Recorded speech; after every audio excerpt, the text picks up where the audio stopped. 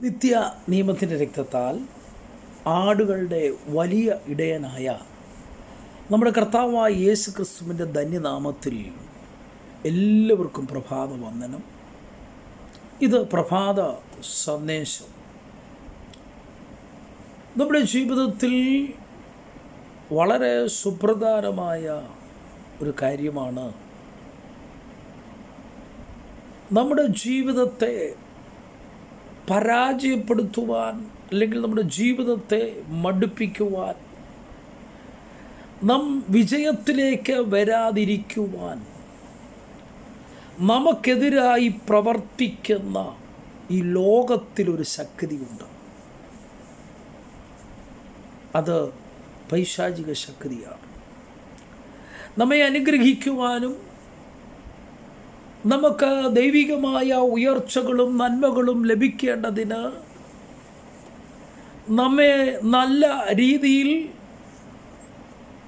നല്ലവണ്ണം മുന്നേറുവാൻ തക്കവണ്ണം നമ്മെ സഹായിക്കുന്ന ശക്തിയാണ് ദൈവിക ശക്തി എന്ന് പറയുന്നത്.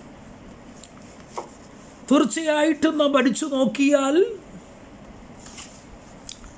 നമ്മുടെ കഴിവുകളെക്കുറിച്ചും നമ്മുടെ ബലഹീനതകളെക്കുറിച്ചും നമ്മേക്കാൾ നന്നായി അറിയാവുന്ന വ്യക്തിത്വമാണ്, ശക്തിയാണ് പൈശാചിക ശക്തി എന്ന് പറയുന്നത്. നാം ഏതെല്ലാം വഴികളിൽ നാം ജയിക്കുമെന്നും ഏതെല്ലാം കാര്യങ്ങളിൽ നാം തോൽക്കുമെന്നും പിശാചിന് നന്നായി അറിയാം. അതിനനുസരിച്ച് അവൻ പ്രവർത്തിക്കുന്നു. അതനുസരിച്ച് അവൻ പ്രവർത്തിക്കുന്നു എന്നുള്ളത് നാം മനസ്സിലാക്കേണ്ട കാര്യമാണ്. എന്നാൽ ചിലതിൽ അവൻ നമ്മെ തോൽപ്പിക്കുന്നു, ചിലതിൽ അവൻ ജയിക്കുന്നു. എന്നാൽ എല്ലാ കാര്യങ്ങളിലും നാം പരാജയം ഏറ്റുവാങ്ങാതെ ദൈവസന്നിധിയിൽ നിന്ന് വിജയം പ്രാപിച്ചുകൊണ്ട് നമ്മെ തകർക്കുന്ന പൈശാചിക ശക്തിയിൽ നിന്ന് പൂർണ്ണമായൊരു വിജയം ലഭിക്കുന്നതിന് വേണ്ടി നാം ദൈവത്തിങ്കിലേക്ക് അടുത്തു വരേണ്ടത് ആവശ്യമാണ്.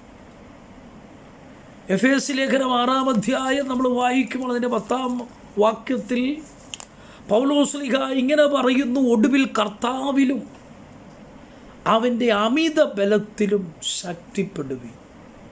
Finally be strong in the lord and in the power of his might. കർത്താവിൽ നമ്മൾ ശക്തിപ്പെടുവാൻ, കർത്താവിൻ്റെ അമിത ബലത്തിൽ നാം ശക്തിപ്പെടുവാൻ ഒരാഹ്വാനമാണ് നമുക്കിവിടെ കാണുന്നത്. നാം കർത്താവിലും ദൈവിക ശക്തിയിലും നാം ബലമേറ്റെടുത്താൽ, നാം ബലവാന്മാരായി ശക്തന്മാരായി തീർന്നാൽ ഒരു കാരണവശാലും പിശാചിന് നമ്മെ ജയിക്കുവാൻ കഴിയുകയില്ല. ദൈവശക്തി എന്ന് പറയുന്നത് ഈ ലോകത്തിലുള്ള സകല ശക്തികളുടെയും മീതെയാണ്. സകലത്തിന്മേലാളായി, സകലത്തിനും മേലായി നിലനിൽക്കുന്ന, എന്നുമെന്നും നിലനിൽക്കുന്ന ശക്തിയാണ് ദൈവശക്തി എന്ന് പറയുന്നത്.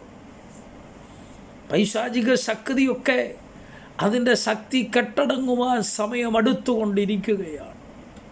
പിശാചിൻ്റെ തന്ത്രങ്ങളും പിശാചിൻ്റെ പോരാട്ടങ്ങളും പിശാചിൻ്റെ യുദ്ധങ്ങളുമൊക്കെ ആമേൻ അവസാനിക്കുവാൻ സമയം അടുത്തടുത്തുകൊണ്ടിരിക്കുകയാണ്.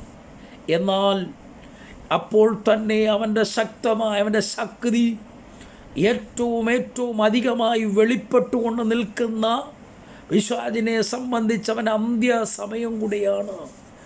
ആ സമയത്ത് ശക്തരായി അവൻ എഴുന്നേൽക്കുവാൻ പരിശ്രമിക്കുമ്പോൾ അതിനേക്കാളും അവനെ കീഴ്പ്പെടുത്തുന്നതിനെ തകർക്കുന്ന ശക്തിയാണ് ദൈവശക്തി എന്ന് പറയുന്നത്.